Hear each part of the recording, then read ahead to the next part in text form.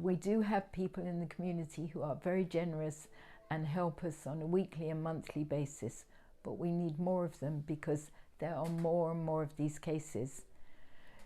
During lockdown, families that might have got by were suddenly thrown together, and a husband and wife who managed just seeing each other first thing in the morning for a bit and in the evening for a bit now found they were thrown together 24 hours a day, and it just wasn't working.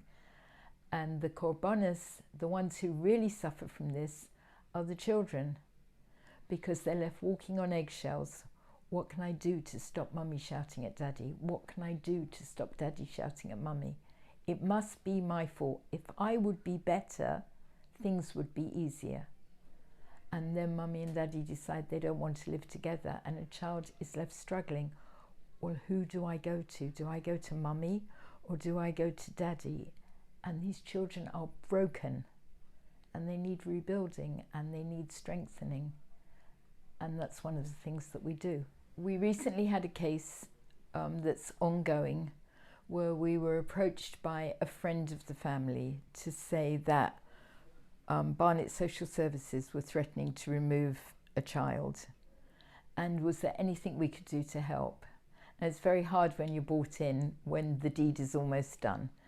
But Miriam contacted Barnet Social Services, we spoke to the family, we spoke to the school, and eventually Barnet agreed that if we would send in a family support worker to work with the family and they saw a noticeable change, they might review their decision.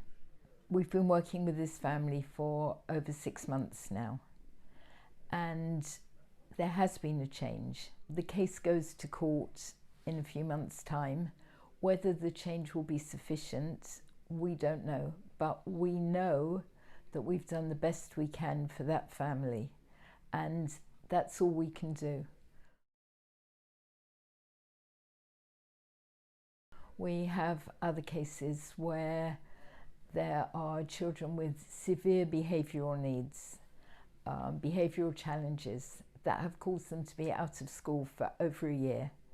A mother has a child at home with behavioural challenges day after day after day. It's a wearing down process, and when you're a single mum and it's not one child, it's 2 or 3 or 4, how on earth are you supposed to get up in the morning and cope? So we've sent in a parenting tutor to help the mother grow her skills in parenting to be able to cope with what she's facing. It's slow work, it takes time, and it costs a lot of money. We do it very often by sending a therapist into a school. Children are tired when they come home from school. The mother hasn't got time to schlep them to a therapist. But if we can make arrangements with the school for the therapist to go in school time, the school are very happy to cooperate because they see the benefits in the child, and therefore the child is more able to cope in school. And we see the benefits because the child becomes happier and more settled and more confident. And that's what these children need. They need confidence. This is not their problem, and this is how they are going to cope with it. And again, it's long-term work, it's slow. And a child will come and say, oh, I went to daddy for Shabbos and he said terrible things about mummy, or mummy said horrible things about daddy, and what am I supposed to do? And the answer is actually it's not your problem.